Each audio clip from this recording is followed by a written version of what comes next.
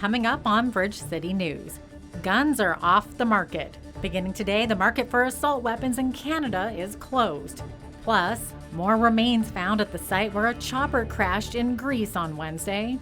And golf courses across the province are set to reopen this weekend, but are they ready? Your nation, your province, your southern Alberta. From the heart of Lethbridge, it's Bridge City News. Hello and thanks for joining us. This afternoon, Alberta's Chief Medical Health Officer reported 218 more cases of COVID-19. The total number of cases in the province now sits at 5,573. So far, 2,359 people have recovered. Dina Hinshaw says 3 additional people have died, bringing the province's death toll to 92. Hinshaw says the Cargill beef processing plant near High River is to open Monday, where 921 people linked to the facility have tested positive for the virus. The number of cases related to the JBS plant in Brooks is at 390. The Alberta government has unveiled a new app that could tell you if you've been exposed to COVID-19 or if you've exposed others. AB Trace Together is a mobile contact tracing app that uses your phone's Bluetooth to keep an anonymous log of other app users that you've been in close contact with, while protecting your privacy, according to the province. If you're exposed to COVID-19, Alberta Health Services contact tracers will be able to contact you and let you know that you may have been exposed so that you can take quick action. As Alberta begins emerging from its COVID-19 lockdown, the first major date for business reopenings is set for May the 14th. Premier Jason Kenney says the multi-stage rollout will depend on how well Albertans continue following public health rules to keep the spread of the novel coronavirus in check. Starting Monday, non-emergency surgeries can resume and other specialists like dentists, social workers, and physiotherapists can go back to work. If all goes well and case counts and hospitalizations don't spike, retailers, farmers markets vendors, and booksellers, hairstylists, clothing merchants, and daycares can also reopen on May the 14th. This rollout will also include golf courses, which are set to reopen as early as tomorrow. Ainsley O'Reilly has the details. Crack open your tee sheets and slap on your finest collared shirt, because golf is back in Alberta, and some courses could be open as early as Saturday. A little bit shocking to be told, yes, you can open on Saturday, on Thursday afternoon. At that point, both my cell phone, the Pro Shop phone, my office phone, all started ringing nonstop for the rest of the evening last night. I woke up this morning at about 4 o'clock, and I've been up ever since. And we have staff working down here now, and we expect to be able to be open on Monday for normal golfing for the season. Albertans are still required by law to socially distance, but golf is a sport that makes this practice possible. At the end of the day, the only thing that you may need to touch is if you're taking a power cart, you'll be riding that by yourself, and that power cart will be sanitized. So no different than going to the grocery store where you get a cart to put your groceries in, and that's been sanitized before you use it. Same procedure for the power cart.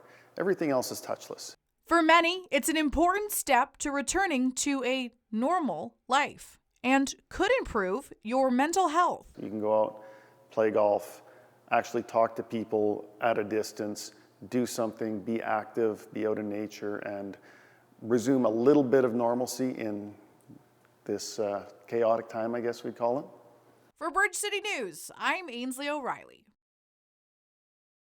Thank you, Ainsley. The city of Lethbridge is now exploring this plan to understand what it means for municipalities and the services delivered to residents. At this time, any closures that have previously been announced remain in place until further notice. The provincial public health orders regarding social distancing and mass gatherings are also still in effect. And the messaging is, as we move forward with this relaunch strategy, there will be different phases in this relaunch strategy. And if you go to the Alberta Health website, it actually outlines what those restrictions are. And we must adhere to those restrictions. And two of the most significant ones are mass gathering. For stages up to and including stage 1, they will be 15 people or less. So that will not change.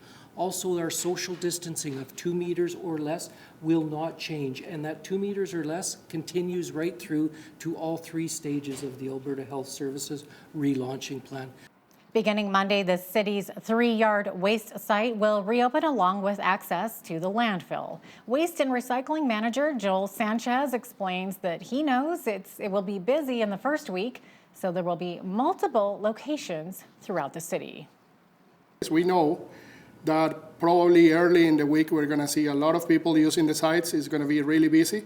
We just want to convey the message to residents that if you see a big line on the site, please, there are other options. We're going to have 4 places or 4 sites available for residents. 3 are located within the city, the north side, the west side, and the south side. And we also will be reopening the PDO and the yardway sites at the Waste and Recycling Center, which is the landfill. The city is emphasizing that you could be turned away if lines get too long to safely manage. Chief Public Health Officer Dr. Teresa Tam says Canada is succeeding so far at containing the COVID-19 pandemic. She says we're keeping the number of cases low enough that severely ill patients don't overwhelm the healthcare system, but the confirmed cases are just the tip of the iceberg. So I think the laboratory confirmed cases is the tip of the iceberg, and I think we all understand that. And the key is to really have good surveillance systems, testing, and contact tracing. So if you see right now is looking at the trends in laboratory cases, and it is the goal to increase the number of tests. And you've seen the numbers increasing in a number of jurisdictions over time. And I think the serologic studies will also help at looking at how much of the population has actually been infected. So the total numbers will probably become more evident as the antibody studies are carried out to look at the who had been already infected. And we expect that to be quite a lot more than who's been diagnosed at the moment. Public Safety Minister Bill Blair says that as of today, the market for assault weapons in Canada is closed. Prime Minister Justin Trudeau announced this morning that by cabinet order, the government is banning the use and trade of about 1,500 military-grade assault weapons. He cited numerous mass shootings from the 1989 massacre at Montreal's École Polytechnique to the murders of 22 people in Nova Scotia last month. Today, we are closing the market for military-grade assault weapons in Canada. We are banning 1,500 models and variants of these firearms by way of regulations. These weapons were designed for one purpose and one purpose only: to kill the largest number of people in the shortest amount of time. There is no use and no place for such weapons in Canada. It is no longer permitted to buy, sell, transport, import, or use military-grade assault weapons in this country.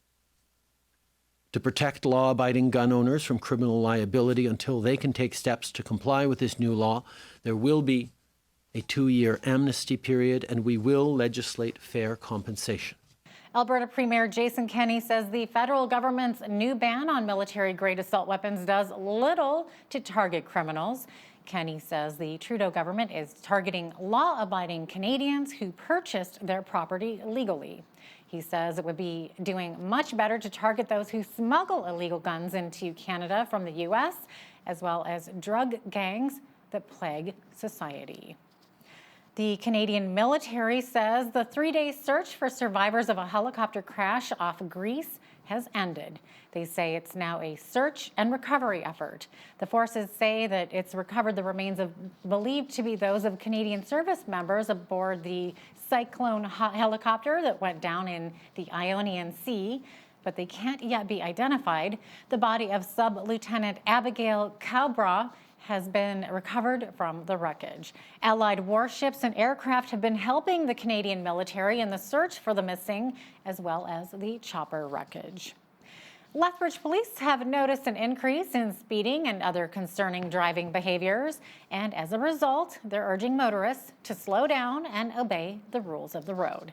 The issue was brought to light Wednesday evening during a public meeting of the Lethbridge Police Commission when Acting Chief Scott Woods addressed several inquiries received from citizens concerned about the ongoing use of photo radar during the COVID-19 pandemic.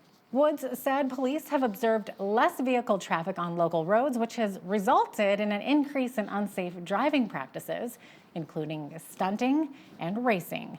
To date, in 2020, police have issued 5 tickets to drivers clocked at going more than 50 kilometers per hour over the speed limit. By comparison, there were no tickets issued at all in 2019 for the same violation. And speaking of speeding, the city of Lethbridge will be reducing the speed limit on Whoop Up Drive this Sunday to 50 kilometers per hour between the hours of 7 a.m. and 5 p.m. to allow for street sweeping and catch basin maintenance. Work will be taking place in both directions. Motorists are asked to follow the posted limits so the work can be safely completed. An ice jam on the Athabasca River that forced the evacuation of 13,000 Fort McMurray residents has shrunk to about a third of its original size. The regional municipality of Wood Buffalo says some residents are being allowed to return home today, but might not be able to stay because utilities are not fully restored. Meantime, a 44-kilometer ice jam on the Peace River has forced the evacuation of 560 residents in Garden River and could also lead to an evacuation in Fox Lake. Environment Minister Jason Nixon says that could mean another 6,000 people will need help in northern Alberta. Well, chances are most people have been feeling a bit down lately due to the coronavirus and having to stay home. But as Micah Quinn explains, the Lethbridge Electronic Music Festival is hosting the Interfaith Food Bank fundraiser tomorrow, and they're encouraging you to watch online as 11 electronic music artists play in support of raising donations for a good cause. The Lethbridge Electronic Music Festival has been around since 2012, but this year, due to COVID-19, shows won't be played outdoors, but instead online through the streaming service Twitch. This year, they are partnering with the Interfaith Food Bank Society of Lethbridge for the Interfaith fundraiser. So we decided to move online, and rather than have the money for ourselves for a festival that isn't happening, we thought we would try and reach out and help a nonprofit group that's maybe struggling a bit in this time of need. So we thought Interfaith would be a good idea because many people are using the food bank right now. The Lethbridge Electronic Music Festival says they will donate all proceeds for the fundraiser to the Lethbridge Interfaith Food Bank. So they reached out to us at Interfaith and asked if we would be willing to accept donations. We said, of course. So we're excited to be part of their first online electronic music festival.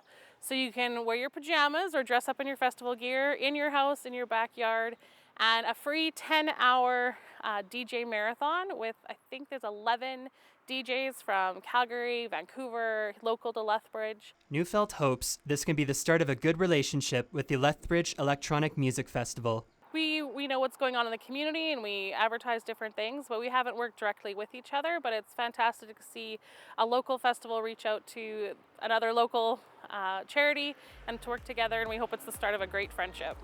The event is family friendly, and Fritz says they are staying on that brand. For Bridge City News, I'm Micah Quinn.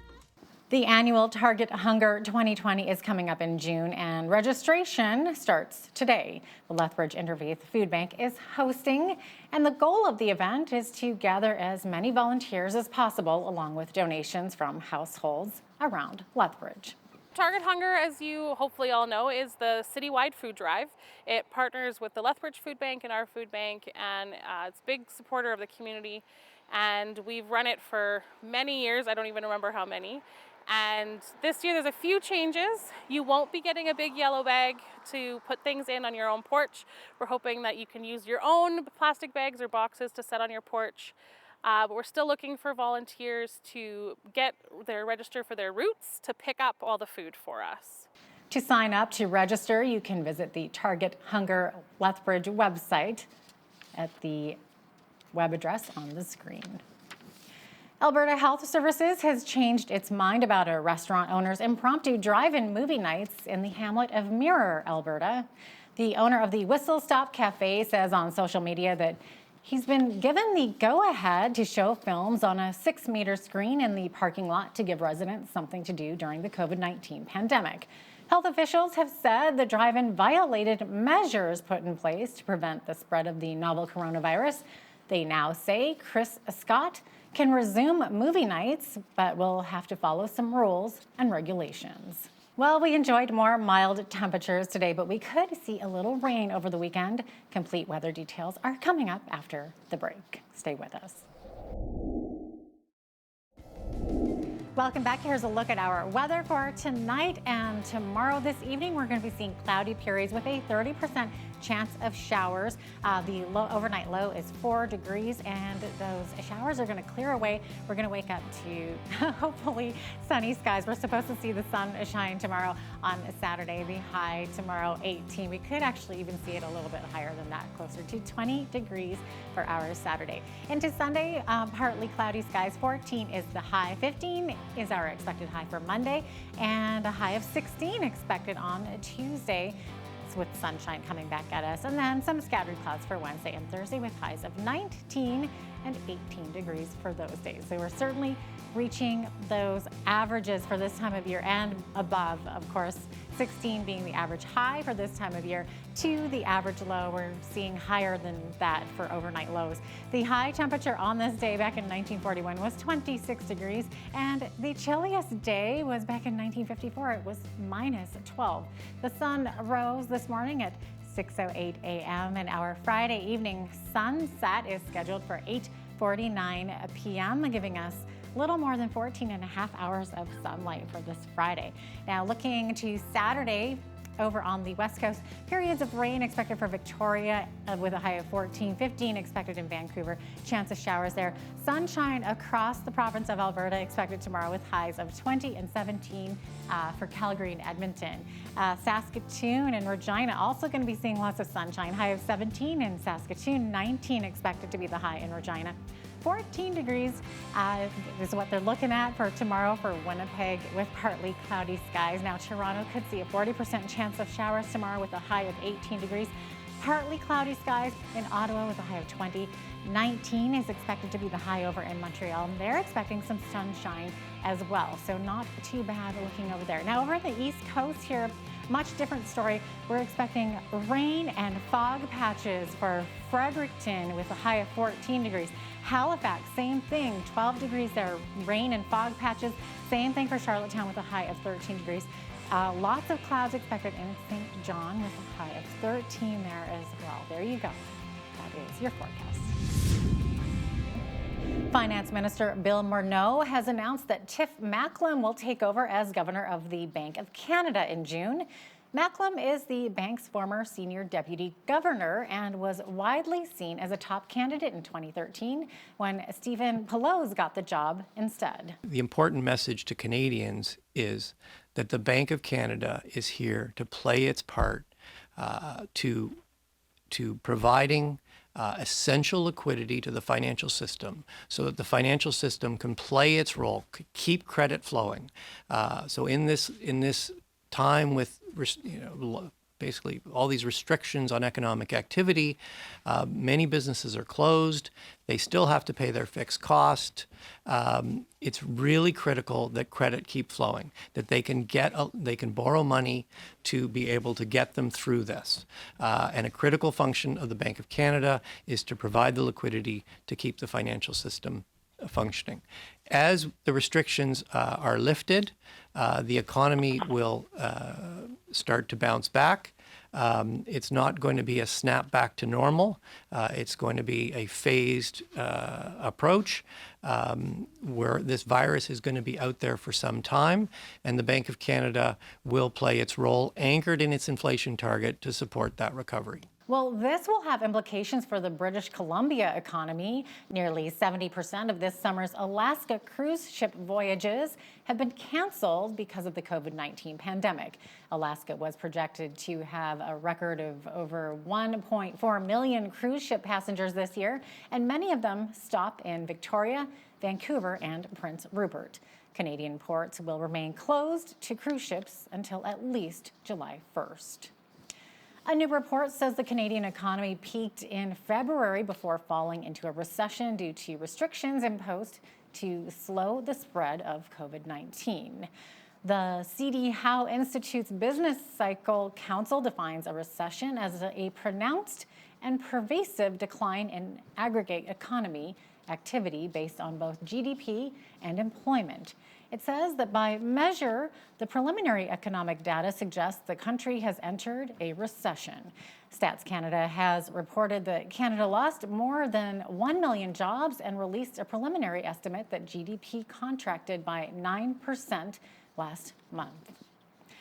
And now here's a look at the markets. The TSX was down 160 points to 14,620. The Dow was down 622 points to 23,723. The S&P 500 was down 81 points to 830. The Nasdaq was down 284 points to 8,604. Oil was up 85 cents to $19.69 per barrel. Natural gas was down 7 cents to $1.88. Gold was up $13.92 to $1,742 an ounce. Silver was up 1 cent to $14.98 an ounce. Wheat is at $240 per metric ton. Barley is $233 per ton. Canola is at $464 per metric ton. Corn is $230 per ton. Live cattle were up $1.30 to $87.25.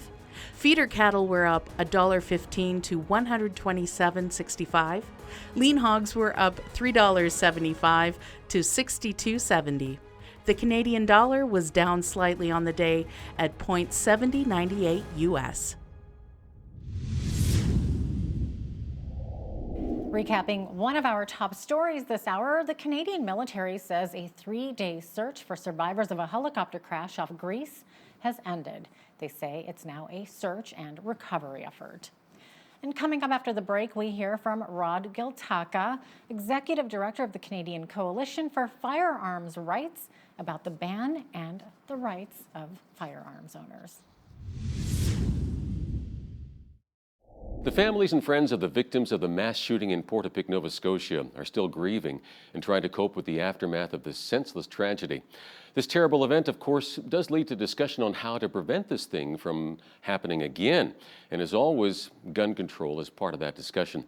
Joining me from Vancouver is Rod Giltaca, Executive Director of the Canadian Coalition for Firearm Rights. Rod, first of all, I think you'd agree that all Canadians, pro-gun or anti-gun, are deeply saddened by this tragic event, and our hearts go out to the families of the victims, right? Of course, yeah. Gun owners wouldn't view it any other way. Absolutely. I think that's across the board. But you do have some concerns. Just shy of 24 hours past this tragedy in Nova Scotia, the gun control lobby seem to be leveraging this community's suffering for their own political gain.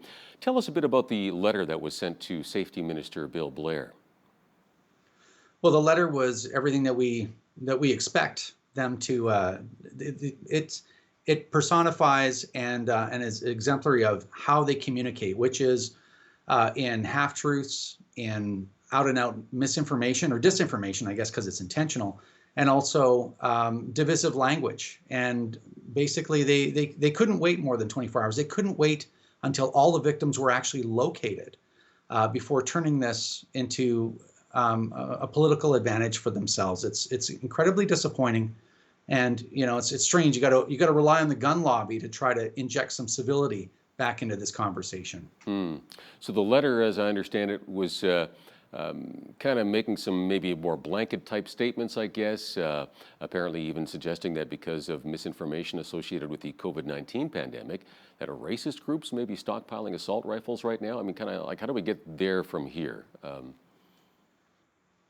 Well, that's the question, right? I'm not aware of large white supremacist, white nationalist groups stockpiling assault weapons for an assault on the Canadian government or minority groups. I don't know where a lot of that stuff comes from. I know there was a couple of stories of people that maybe had those leanings that owned firearms or that had firearm collections. But I think the most important thing to observe is if we're going to have honest discussions and genuine discussions about the role of gun control in our country, we can't be engaging in hyperbole at anywhere near that level. We can't be painting people with like all gun owners somehow are associated with racism. Like that kind of language is unacceptable in for any other group except for gun owners. If you want to paint all gun owners with the same brush, or even in the case of Nova Scotia, even someone that wasn't a gun owner, somehow it's reflecting bad on people that would have a firearms license that own guns, and somehow there's some connection. I don't know how we can ever have a mature, productive discussion about any of these issues if that's how people are communicating. It's horrible. Yeah, I would agree. That's a big part of, I guess, if we're going to get to some sort of a solution on this, and I would apply that to both sides. I mean, I'll be honest. I mean, there have been, incidences of, gun owners as well as the anti-gun, people, where we can just use, again, hyperbole and just kind of this broad blanket statement. It's got to be some level of respect that we can actually have a discussion on this without the name calling and so forth to get somewhere, right? That's got to happen. Well, I think it's just better behavior, all the way around. It's better for our society. It brings us a lot closer together than dividing us. And I think, again, here comes the case for rational, mature, respectful communication, honest communication. And let's ignore all the emotion. Let's just stick to the facts, stick to what you can prove. And that's what's going to be beneficial to all Canadians. So I'm doing everything I can to keep that respectful line of communication open, and I'm not getting a lot of help from the other side. You bet. And it does start with leadership as well. It is interesting to note that the Prime Minister, he was, a little bit on the anti-gun statements there as well, right after the Nova Scotia tragedy. So, your thoughts on that? Well, he could have easily just been taking the mature high road in all this. He could have said, you know what, I know that there's some people talking about gun control. We still haven't found everyone. We still don't know what happened. We don't know where his guns came from or whether he was a gun owner or whether this has anything to do with gun control. So let's just wait, respect the victims of this horrible tragedy. There'll be lots of time to talk about this. And one thing I think that's worth pointing out is constantly in these things, the gun control people jump on these horrific events where people are in absolute hysterics because something horrible has happened. And they're always saying the time is now. The time is right now. No better time than right now. Why is that? They want huge, sweeping, billion-dollar decisions to take property from all these people that haven't done anything to deserve it. They want those decisions to be made in the heat of the moment. So why would you do that? Why wouldn't you say, you know what, let's not talk about it now. Let's talk about the evidence, once everyone's recovered from this, because they know that that's the time to do it when no one can make a rational decision. So I think it's just a great example of how disingenuous these groups can really behave. Yeah, no, I think there were 5 different groups together, so it's like an anti-gun coalition. And in this letter, they're asking the government to move quickly to ban the new sale of military-style assault weapons. They say these guns pose an excessive risk to public safety and serve no reasonable purpose. So, and it looks like Ottawa is set to do that here shortly. So how does Canada actually define an assault weapon? I mean, what does that mean? And do they have a reasonable purpose? Your thoughts on that? Well, that's been the big fight for so long, which is terminology. And when you use subjective terminology to describe things, it gives you a lot of latitude, and that's why they want to just deem anything that they say is an assault weapon as an assault weapon. So primarily, I think what they're trying to describe is something that the New Zealand government was using and said they're calling them military-style semi-automatics. So what is that? I guess in particular, it's any semi-automatic centerfire rifle that has a pistol grip or extendable buttstock or plastic or a flashlight on it, or little rails or whatever. And at the end of the day, what we're describing is we're trying to prohibit firearms based on cosmetic, appearances, based on cosmetic features. And nothing could be more absurd, because you'd think that you'd be concerned with the lethality of a firearm. The reality of this whole thing is that we have violence in our society. We have people like the Portapique murderer that goes off and, let's not forget, 9 people died in fires out of the 22 dead, and goes off and perpetrates incredible violence upon his society. Those are the problems that we need to stop. That if we could stop that, we could have stopped the van attack in Toronto, where 10 people were murdered and 16 people were injured. But again, you only really hear, you only see this leveraging when it has to do with guns, because for some reason, the government doesn't think we could be trusted with firearms. Yeah, well, it is interesting, again, as you point out, the emphasis seems to be on the cosmetics. I think the emotions of this, right? I think what comes to mind is when you mention the term assault rifle is, again, a long magazine, 30 rounds or more, and fully automatic. That's not legal in Canada to begin with. We have a 5-round limit, as in 5 bullets in your magazine. That's that's it. Semi-automatic, people use those for hunting. A hunting rifle is every bit as deadly as an AR-15. It's just the terminology, as you point out.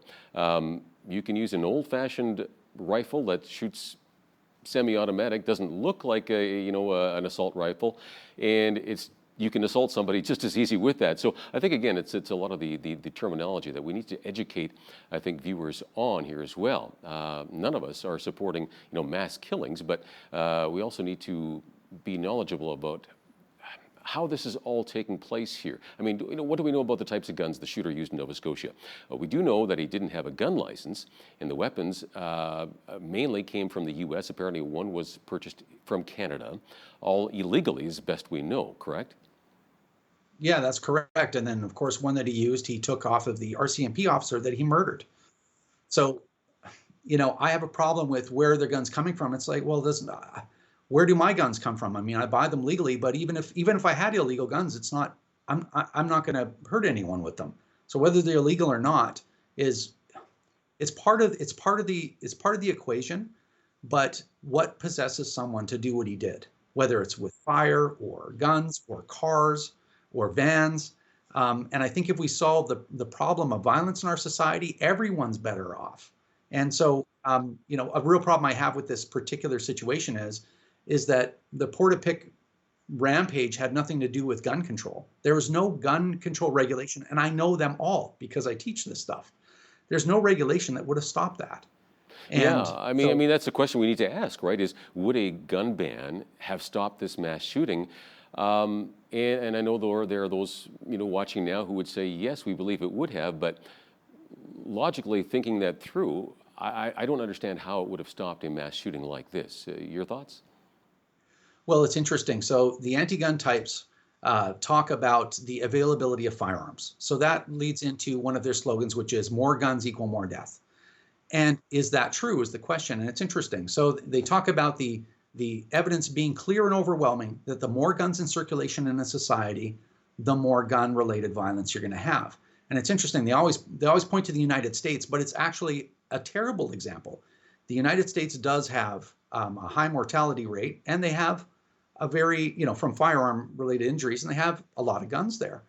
But the part that they don't talk about is in a 20-year period ending about 4 years ago, the amount of guns in circulation in the United States doubled. So it doubled by 180 million guns, almost an unimaginable number. But yet violent crime went down by 50%.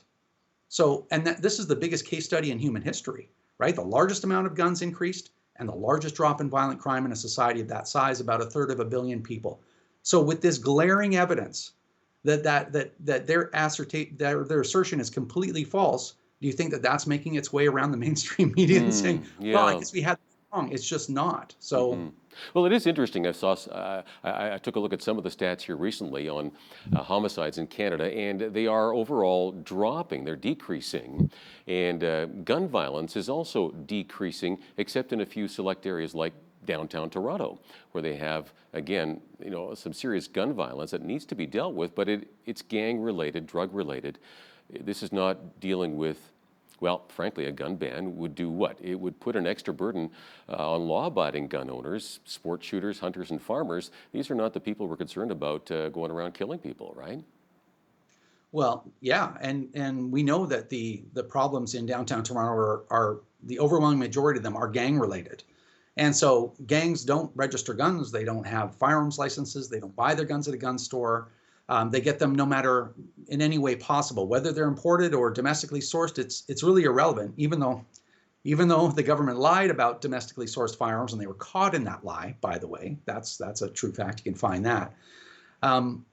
It's interesting you brought up that the farm-related homicide numbers. It's funny, right? Because apparently they were increasing. So we needed new legislation, so they passed Bill C-71.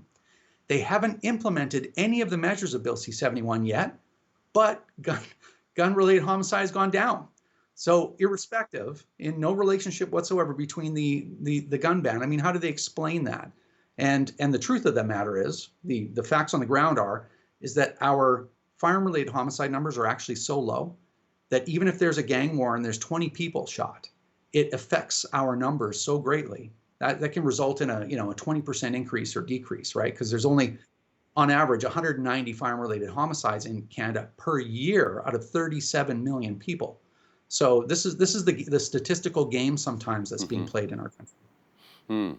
Yeah, I mean, realistically, I don't think anything could have stopped this from happening in Nova Scotia. I mean, you point out, for example, even as a gun owner and somebody who's super well trained in this, I mean, if an RCP officer, the uniform, the car, they knocked on your door, even in the middle of the night, you know what? You're going to put your gun away because you don't want to scare the officer at the door either and cause some sort of an issue. Yeah, this is not something that could have been stopped, just logically speaking. So in the meantime, I guess what do we do? We've got to find a way to deal with, I think, mental health issues, for example, with our drug problem. I don't know if you have any final thoughts on this. Well, we just have to be honest about this, because what's at stake, what a lot of people don't talk about, is what are we losing by attacking 2.2 million licensed gun-owning Canadians? Because remember, those Canadians are they're the mechanic that works on your car and the lawyer that did your will the other week and your next door neighbor. And you're victimizing them because guns are very important to the people that own them. So this is why it's so important that we have an honest, mature, rational, genuine discussion about these things before we pass laws or do order in council, is what they're going to do tomorrow, apparently, because it's incredibly divisive, and we do not need more division in our society right now. Yeah, you know what? Yeah, we need more unity and less division, less name calling. That's a good place to start for sure, to have a respectful conversation both ways, as you pointed out. Thank you so much, Rod, for your excellent input as always. Appreciate it. Thanks for having me. All right. Rod Giltaka, Executive Director of the Canadian Coalition for Firearm Rights.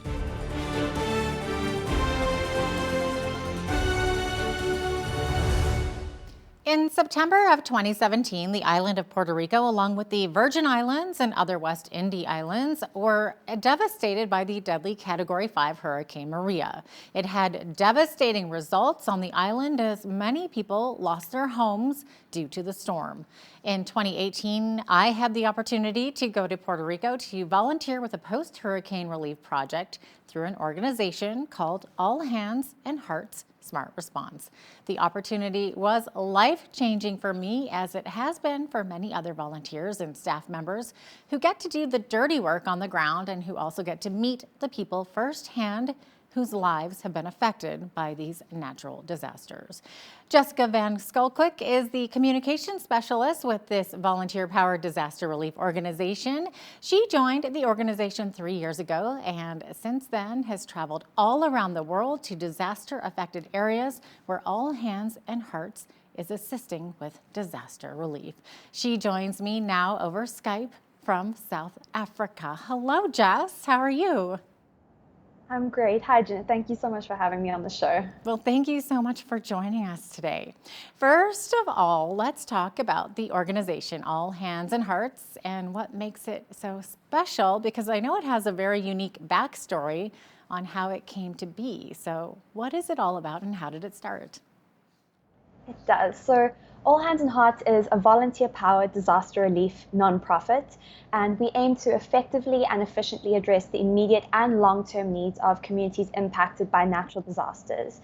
We communicate directly with local leaders and community members, and then deploy our unique model of engaging volunteers to enable direct impact, helping to build safer and more resilient schools, homes, and community infrastructure. The organization started about 15 years ago, and that was after the Great Indian Ocean tsunami.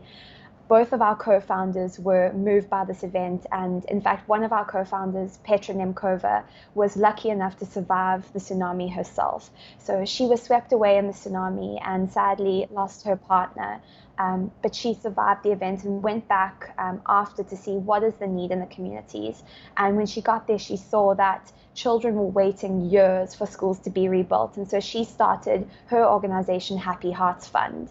And at the same time, our other co-founder, David Campbell, he started All Hands Volunteers. So he had gone into, he went into Thailand to see how he could help.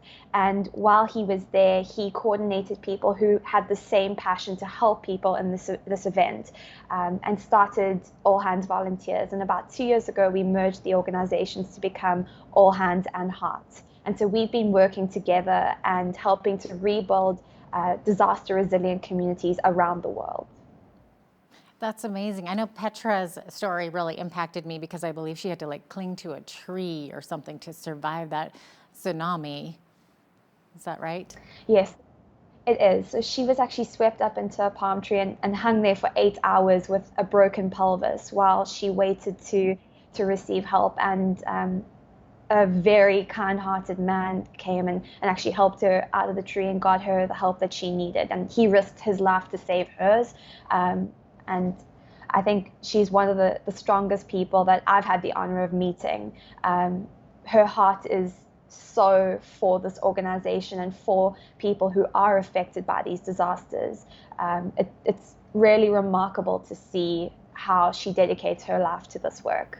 That's incredible. Now, there's a unique volunteering model and smart response strategy to All Hands and Hearts. Why don't you tell us about that?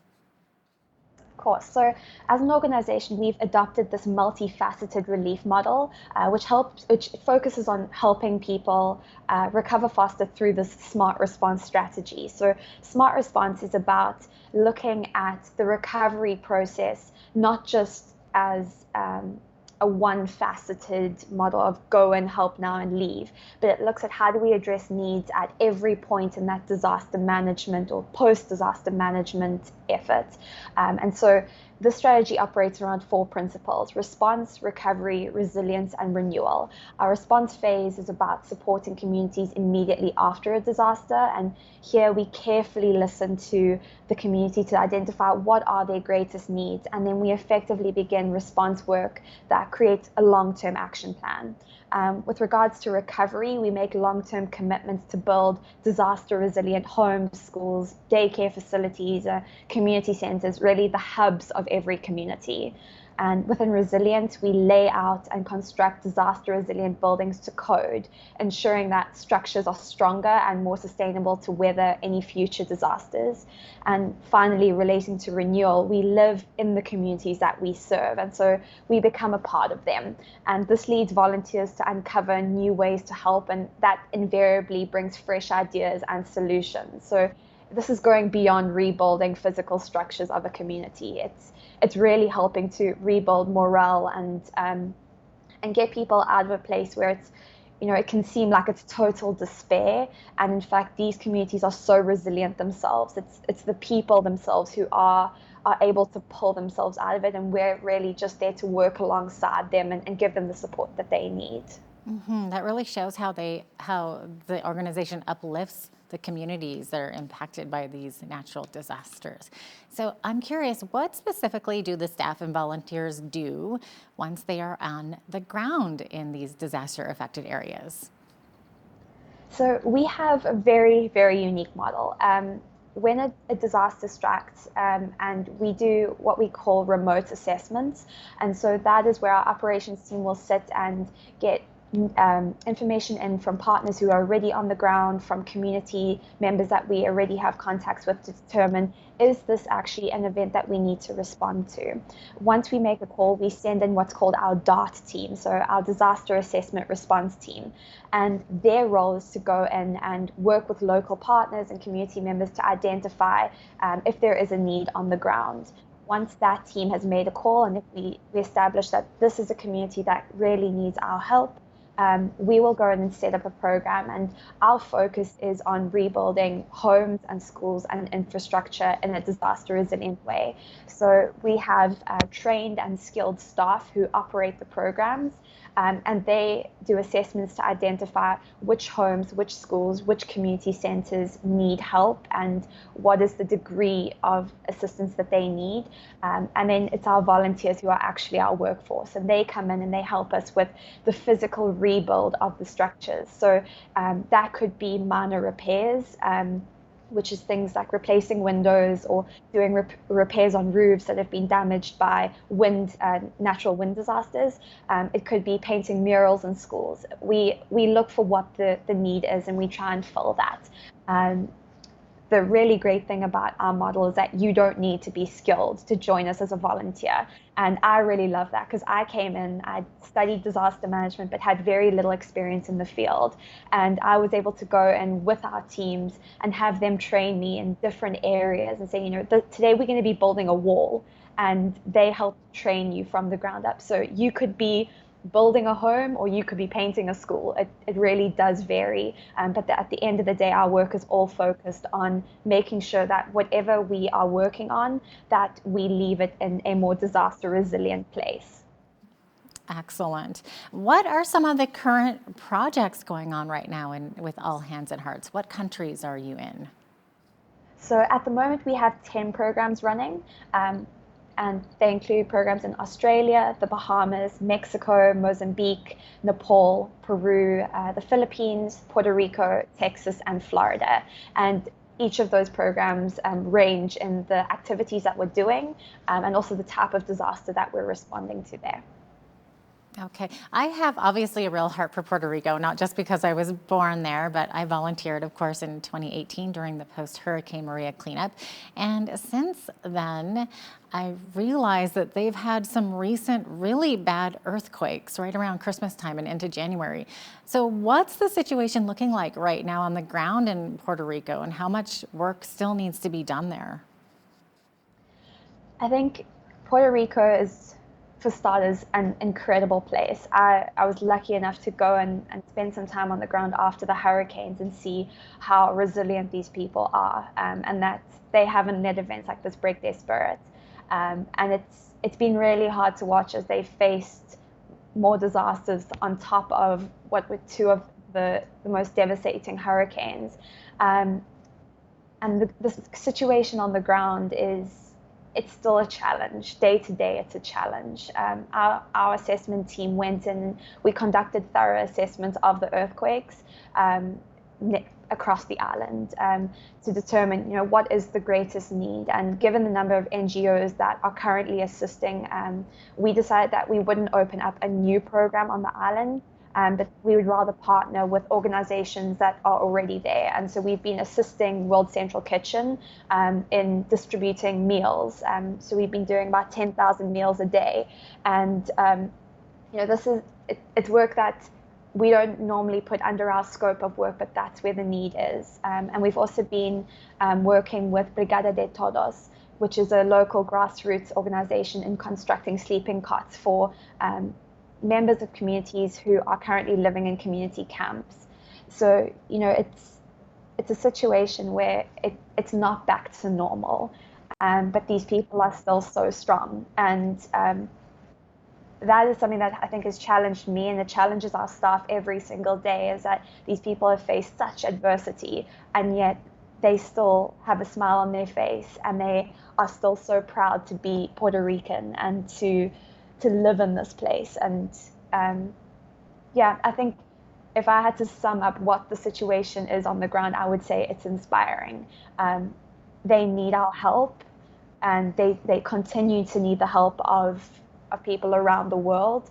But they are a very resilient people, and I find that remarkable. I found that too when I was there. Now, Jess, you personally have worked for All Hands on Heart since 2017, and you've been deployed to Peru, Madagascar, the Virgin Islands, Puerto Rico, as many of the U.S. states affected by the hurricanes like Texas and Louisiana, of course. Can you tell me how this has maybe impacted you, or if you have any specific stories that you wish to share?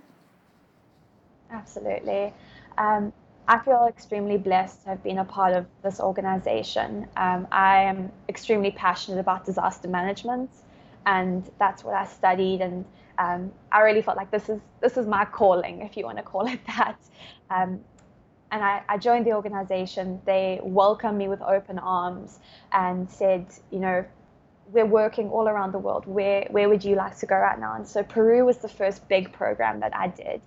And I think the one thing that really stands out to me every time I go to program is the selflessness of the volunteers that I get to meet. I had done a few US programs before Peru, but Peru was the big one in comparison to all the others. And it was the same welcoming, open energy that I got on the other programs. And the same resilience within the communities. And I think this organization has really helped to restore my hope in humanity. There's so much negativity going on right now in the media and around the world, and there's so many things that you can get quite doom and gloom. But All Hands on Heart is a place where people are selfless and they give their time. It's not just college students, it's CEOs, it's accountants, it's doctors and nurses who give up their annual leave to come and help people that they don't even know. And I think for me, that's really challenged me on a daily basis to remember that, we do this work because we want to help others. It's a remarkable organization. We see some really heartbreaking stuff, but at the end of the day, I always leave feeling so filled with hope, and that there's a future that looks so bright for not just that community, but that every volunteer that walks through our doors is left with a really positive outlook and is uplifted by what they've been able to go through. That is incredibly inspiring. Thank you for sharing that. I'm just wondering, what can people do if they want to help out? Or I understand that the organization, faces different challenges. What sort of challenges does it face, and what can people do to help out? So I think the two biggest things as a nonprofit, we always need donations and we always need volunteers. At All Hands on Heart, we believe that every individual should have the chance to volunteer if they feel that that's something that they want to do. And so we have a free and open door approach. Whether you are 18 or you're 80, if you've worked your whole life in construction or you have no experience at all, we really don't mind. You are always welcome. And so we believe that, there's so much strength in diversity. And so we welcome people of every race, religion, national origin, ability, sex, gender identity, sexual orientation, or age. It doesn't matter who you are. If you feel compelled to volunteer, we would love to have you. And with regards to donations, that is how we fund our programs. So I'm really proud to say that 96 cents of every dollar that we receive goes directly to our programs. And so that means that we've been able to achieve a 4-star charity navigator rating, which there's very few charities that are able to achieve that. And so that's something that we really pride ourselves in because we are for the programs. And so yeah, I would encourage you, if you can't volunteer, please donate. It's a cause that's very near and dear to my heart, and I'm fortunate enough to work for the organization. Well, you are a very inspiring woman. Jess, thank you so much for joining me today, and thank you for the work that you do to help make the world a better place. Thank you so much for having me today, Jeanette. I really appreciate it. That was Jess Van Skulkwyk with All Hands and Hearts, a Smart Response.